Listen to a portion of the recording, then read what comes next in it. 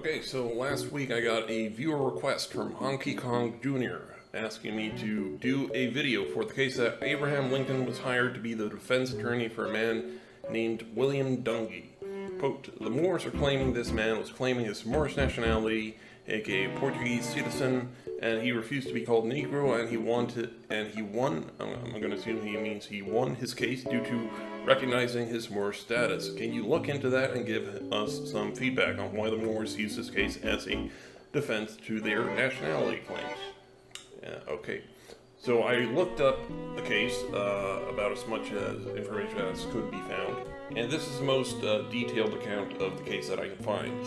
On August of 1851, William Dungey, a dark-skinned young man of Portuguese descent, married Joseph Spencer's sister. A family quarrel ensued, which became so bitter that in January 1855, Spencer claimed throughout the community that his brother-in-law, Black Bill, was a Negro. Since 1819, Illinois laws permitted quasi-slavery. We'll get into that, blah, blah, blah. William Dungey faced losing not only his reputation, but his marriage, property, and right to remain in Illinois. Section 10 of the 1853 law stated that every person who shall have 1/4 Negro blood shall be deemed a mulatto. William Dungey retained Abraham Lincoln to quash the possibility that he might be judged a Negro and therefore suffer the severe penalties under the 1853 Act.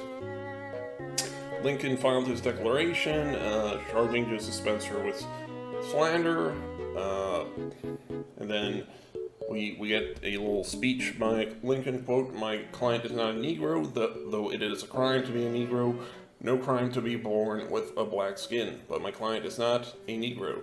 His skin may not be as white as ours, but I say he is not a Negro, though he may be a Moor.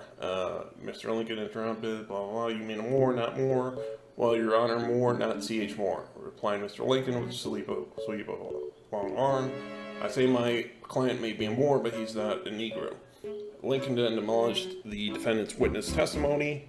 The witness stated that personally known the family and that the white community regarded the Dungeys as Negro or of mixed blood. Under cross-examination, Lincoln argued that the testimony was hearsay. On October 18, 1855, the jury returned a verdict of guilty and granted Dungey $600 in damages, plus court costs of $137. Lincoln charged a $25 fee.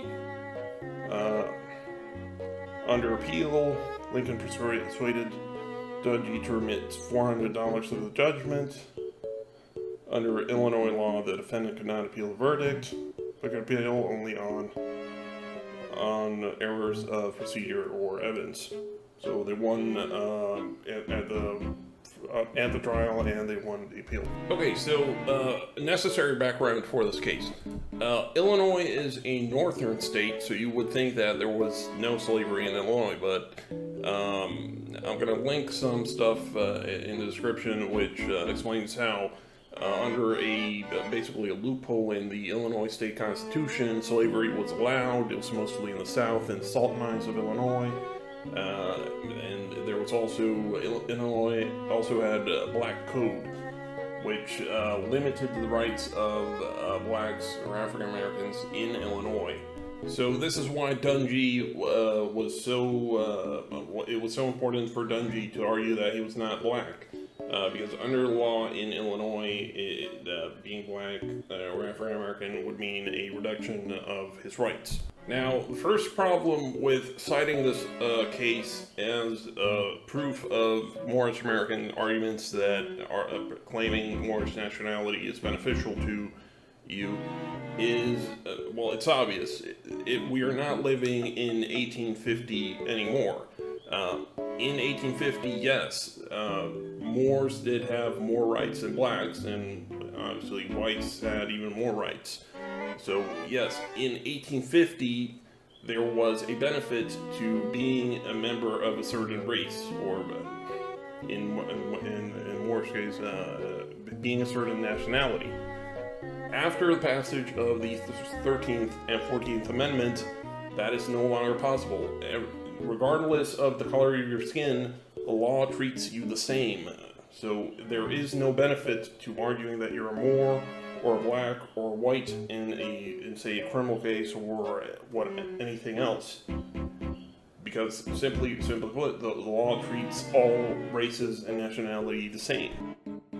One could certainly consider, as an analogy, persons who come to the United States of America who are citizens of France or citizens of Germany or citizens of Spain certainly are subject to the jurisdiction of the courts of the state of New Jersey if they are in the state of New Jersey, simply by virtue of their being here. And as I said, citizenship is of no moment. The second main problem with this argument is the same problem that most Moorish arguments have. It's that the people claiming to be Moors are not actually Moors. Even if it were beneficial to you to be a Moor, the problem is that people like Taj Uribe, etc., are not Moors. They're African American. They're the descendants of slaves brought to the United States. And in the case of the United States and most of North America and South America, slaves came from Southwest Africa. They did not come from Morocco. So even if being of Moroccan descent was beneficial to you, you're not of Moroccan descent. You can get DNA tests done if you have questions about that. But slaves were taken out of, again, Southwest Africa, not Morocco. And finally, as this case makes clear, Dungey is a Moor in the sense that he is from Portugal. He's a dark-skinned person from Portugal. So when they're using Moor, they're using it in the Moro sense, the way that it's used in Spain. It refers to, say, people from the border, darker-skinned people that are from Spain and closer to the border with Africa, and over on the Mediterranean. It also is used to refer to Muslims, as the Spanish dictionary, the Real Academia de la Lengua Española says. You know, there's not just black and white, and there's nothing in between in the middle. There are gradations, and the term Moor comes from the sort of Spain where you have different scales of going from very pale white Spaniards to darker skinned people as you go down, and there was admixture with Arabic invaders from south and some African tribes that there was some mixture down there. And generally Portuguese are, well, sometimes darker skinned. So it's taken the Moorish argument that, oh well, if you're dark skinned you're Moor. It's simplifying a very complicated situation in Spain where you have three different sort of ethnic groups mixed up together, and just problems with the language, I would say.